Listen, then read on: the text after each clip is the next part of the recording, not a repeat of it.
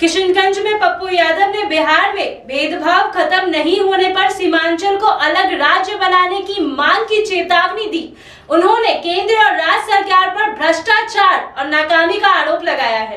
काम करने में यह गवर्नमेंट फेल्योर है और यह गवर्नमेंट युवाओं की आवाज को दबाना चाहते हैं।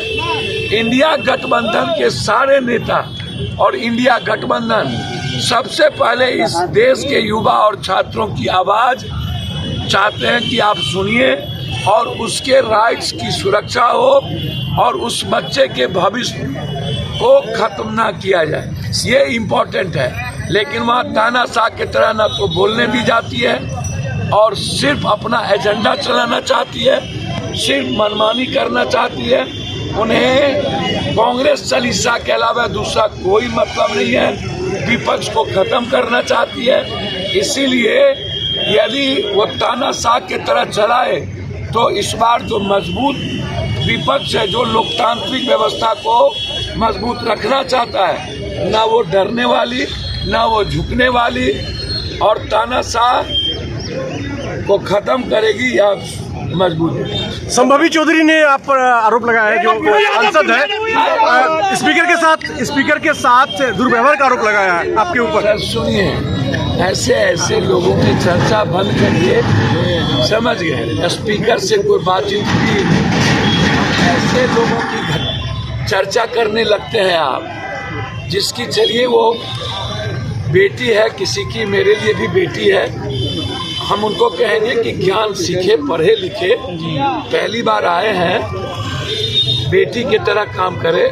मेरी भी वो बेटी है और बेटी का ही तरह विशेष राज्य का दर्जा को चलो तो पहला ही मैंने नीट उसी दिन वोट के दिन ही #रीनीट और विशेष राज्य का दर्जा सर हमने पहला दिन ही बोल दिया है और इस पर कौन कम्प्रोमाइज होगा भैया? सर सवाल ही नहीं उठता।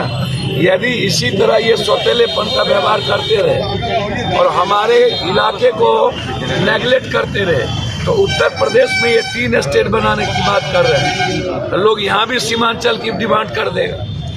सर 2025 में विद्यालय के समय सीमांचल स्टेट दे दूं। सर विद्यालय के समय को लेकर के जो है शिक्षकों में सीमांचल के साथ करे होंगे। सर ये फिलिस्तीन का नारा लगाया असदुद्दीन ओवैसी सांसद जी, फिलिस्तीन के पक्ष में नारेबाजी, यानी कि जो शिक्षकों में जो है आक्रोश है विद्यालय के समय को लेकर के, हम बिल्कुल गलत है।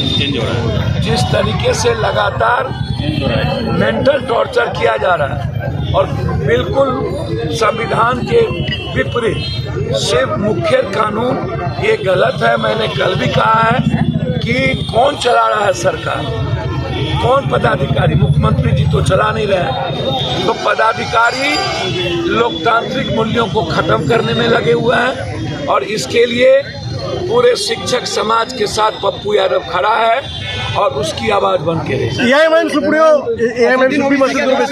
फिलिस्तीन के पक्ष में नारेबाजी की। हमको बताइए, कोई आ रहा है कह रहा हर हर महादेव, कोई जय श्री राम, कोई अपने अपने जात का भगवान का नारा, कोई हिंदू राष्ट्र, जिसको जो अपना अधिकार है सेब, यदि वो फिलिस्तीन सेब की बात कर रहे हैं, वो भैया सबको अपना राइट है बात करने की। उसमें आपको हमको पेट में दर्द, हम जनता की आवाज की बात हमने उठाई, #रीनीट, और हमने तो इसको दर्द हो गया सरकार को। पप्पू यादव को आप 7वें बार संसदीय जीवन में ये सिखाएंगे। हमने कहा विशेष राज्य का दर्जा, और जितने लोग आए संस्कृत में श्लोक, अपने अपने जात के भगवान का जयकारा, अपने अपने नेता का गणेश परिक्रमा, तो सबको अपना राइट अधिकार अपने तरीके से जीने का। 2025 में AIMM ने जी लिया, बोल दिया, और लोग भी तो कोई हिंदू राष्ट्र, कोई कोनो राष्ट्र, कोई कोनो मांग, सब कर ही रहा है। आज हमने भी कहा यदि ये हालात रहे और उत्तर प्रदेश को आप बंटवारा किए तो फिर बिहार को भी आपकी नजर करोगी, कल सीमांचल का भी डिमांड उठ जाएगा। जनाधिकार पार्टी फिर जिंदा होगा 2025 में। अब ये आप सब बिहार का नेता जनाधिकार पार्टी, जब हम कांग्रेस के एसोसिएट मेंबर हैं और हम सपोर्ट कर रहे हैं, तो आप नई बात कहाँ से लाए? 2025 में सर क्या रहेगा? 2025 में जनाधिकार पार्टी फिर से आगे आएगी कि कांग्रेस के साथ रहेंगे? भैया कांग्रेस को बहुत मजबूत करेंगे। आप देख रहे हैं न्यूज UNI।